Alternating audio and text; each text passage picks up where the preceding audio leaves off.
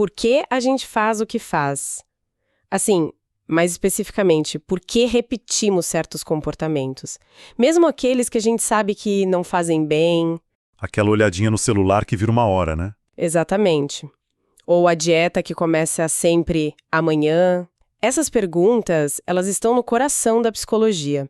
E hoje a gente vai mergulhar fundo numa das escolas de pensamento mais influentes e às vezes polêmicas, que tentou responder a isso de um jeito bem científico, o behaviorismo.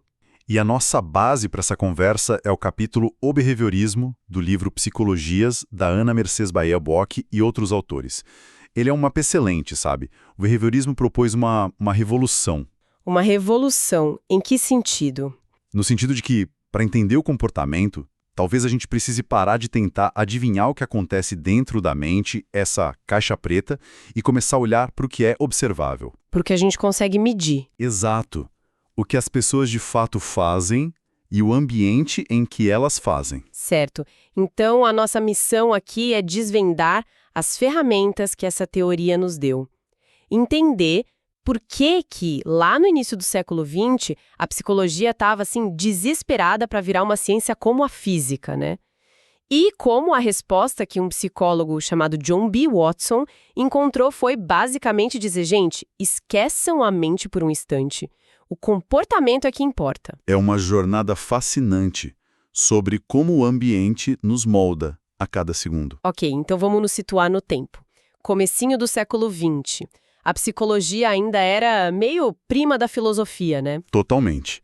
Muito do que se fazia era introspecção. O psicólogo pedia para a pessoa descrever os próprios pensamentos, os sentimentos. O que, cientificamente falando, é um pesadelo. Um pesadelo. É subjetivo. Como é que eu vou verificar a sua descrição da sua tristeza? Impossível. E é nesse cenário que o John B. Watson entra, em 1913, e, assim, vira a mesa. Ele publica um artigo, certo? Um artigo que foi um manifesto.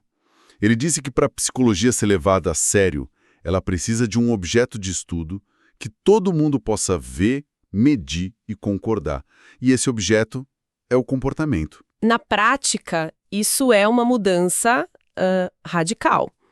É quase como um mecânico que decide que não precisa saber o que tem dentro do motor. Ele só precisa saber que se apertar o pedal A, a roda B gira mais rápido. É essa a lógica. A analogia é perfeita. A mente era a caixa preta. Watson disse, vamos ignorar por enquanto e focar no que é observável. Ele queria uma psicologia funcionalista. Focada na relação estímulo-resposta, o famoso SR. Isso.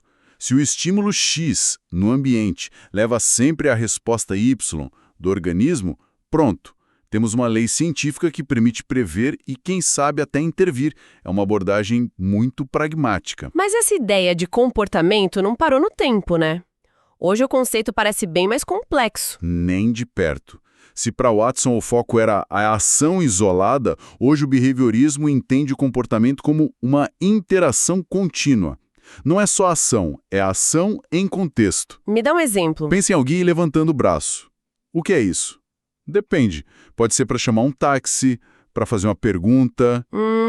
Ou só para se espreguiçar? Exato. A ação física é a mesma, mas a função dela, a interação com o ambiente, muda tudo. O comportamento é essa relação dinâmica. Entendi. Então o Watson abriu a porta para uma psicologia mais científica. Mas quem realmente construiu o prédio foi outro cara, certo? B.F. Skinner. Ah, sim. É aqui que a coisa fica muito interessante, porque ele pega essas ideias e leva para um nível completamente novo com o behavior radical. Skinner é fascinante, sabe por quê?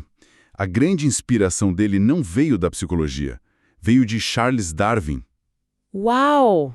Do Darwin. Da evolução. Exatamente. Ele olhou para a seleção natural, que explica como as espécies evoluem, e teve uma epifania. Ele pensou, e se o mesmo processo de seleção acontecesse dentro da vida de uma única pessoa, moldando os comportamentos dela? Espera aí, como assim? Você está dizendo que os meus hábitos, o que eu faço todo dia, estão sendo selecionados como se fossem uma espécie? Precisamente. Essa é a grande sacada. Comportamentos que a gente emite e que geram consequências favoráveis, ou seja, que nos ajudam a sobreviver melhor no nosso ambiente, Eles são fortalecidos. são selecionados. A chance de a gente repetir aumenta e os comportamentos que geram consequências ruins ou nenhuma consequência enfraquecem e somem. Nós somos, segundo Skinner, o produto único de uma história de seleção contínua. Nossa, isso muda tudo. Deixa de ser uma questão de força de vontade. E passa a ser uma questão de história de seleção.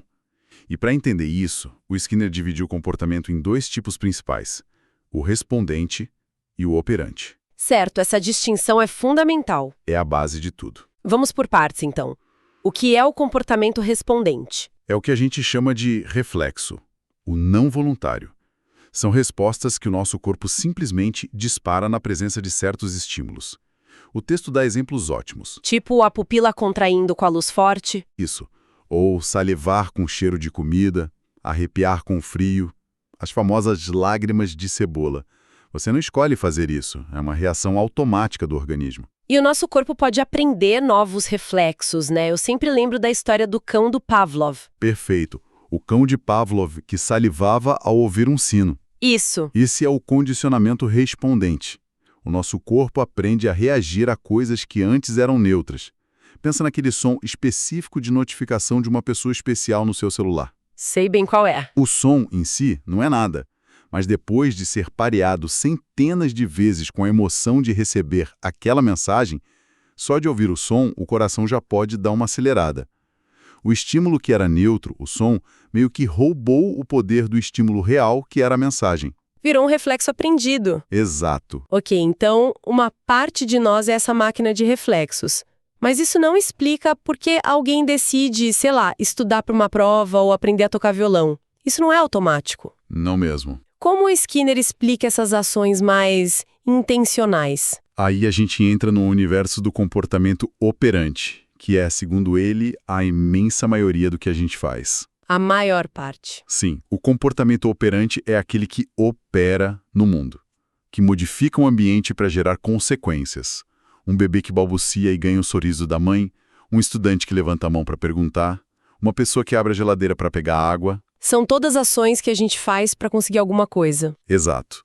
E o exemplo clássico para ilustrar isso é a famosa caixa de Skinner. A do rato? Sim, um experimento de uma simplicidade genial. Pega um rato com sede e coloca numa caixa com uma barrinha na parede. O rato explorando, uma hora esbarra na barra por acaso. E, imediatamente, uma gota d'água é liberada. E para um rato com sede, a água é... Uma consequência poderosíssima. O que acontece? A frequência com que o rato pressiona a barra aumenta drasticamente. A aprendizagem não foi causada por um estímulo antes da ação? Foi pela consequência que veio depois. Exatamente. Então essa é talvez a ideia mais poderosa do behaviorismo, né? Que se aplica a tudo, desde porque eu procrastino até o vício em redes sociais. Com certeza. São as consequências imediatas de uma ação que determinam se a gente vai repetir ou não. É isso.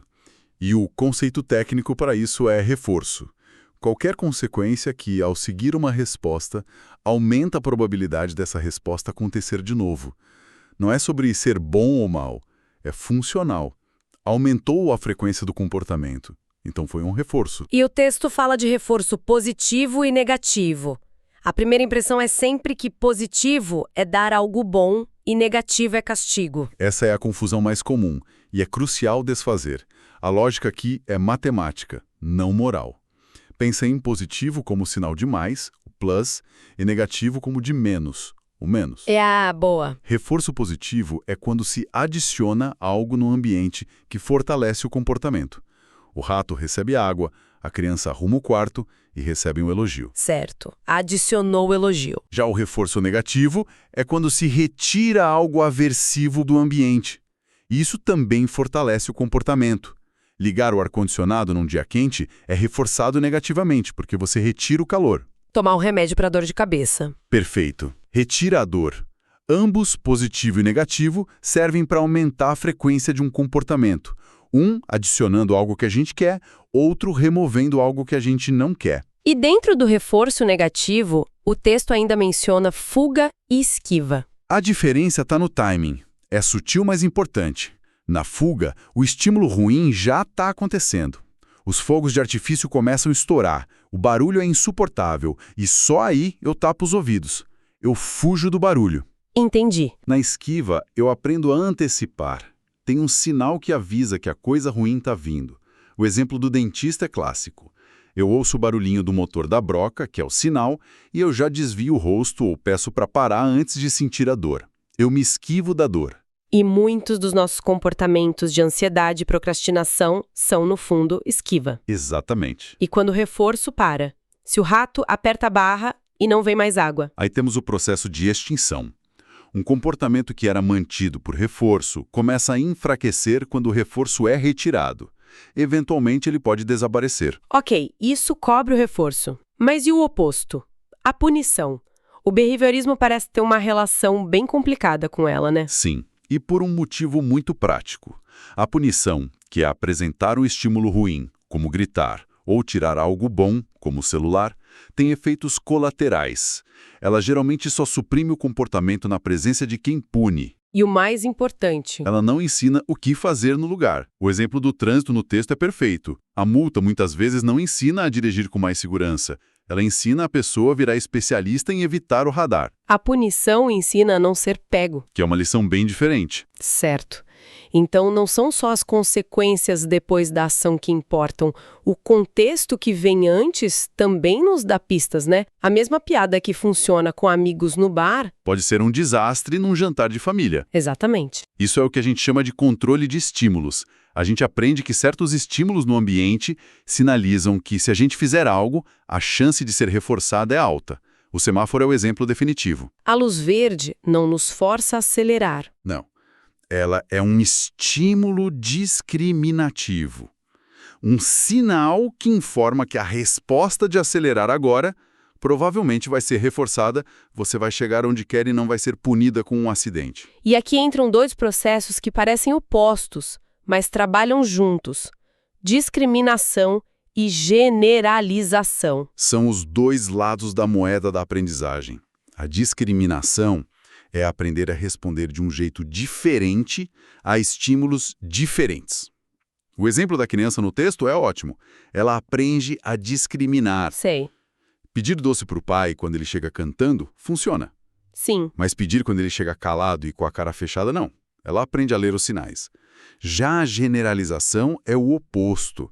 É quando uma resposta aprendida num contexto se espalha para outros parecidos. Eu aprendo a dizer obrigado em casa. E, por generalização, passa a dizer obrigado na escola, na loja. A habilidade se generaliza. Fica muito claro que o behaviorismo nos deu um vocabulário, um conjunto de ferramentas, incrivelmente poderoso para analisar por que a gente faz o que faz. Sem dúvida. Não é à toa que esses princípios são usados em todo lugar, né? Da terapia e educação até no design de aplicativos que nos viciam.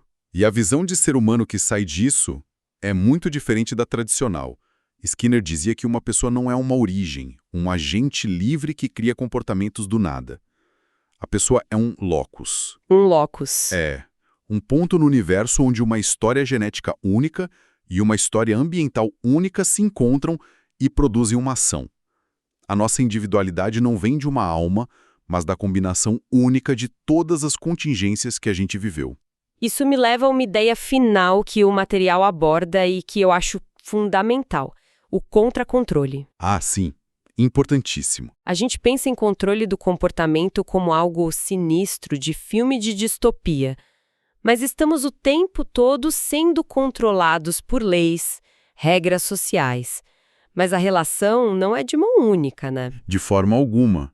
Os controlados não são passivos. E aí está a beleza do sistema.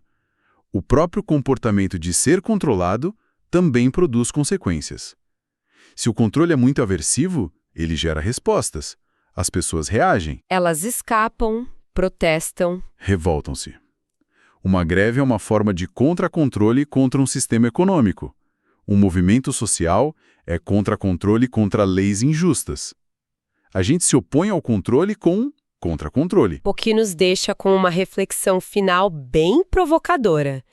Se o nosso comportamento diário é constantemente moldado por essa teia invisível de reforços, punições, Desde as notificações do celular até as normas sociais, em que momentos a gente está só aceitando esse controle? Talvez porque é mais confortável, né? Ou porque as consequências de se rebelar são muito altas. Exato.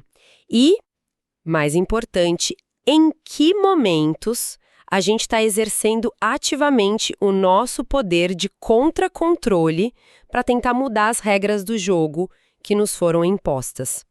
Fica aí a questão para pensar.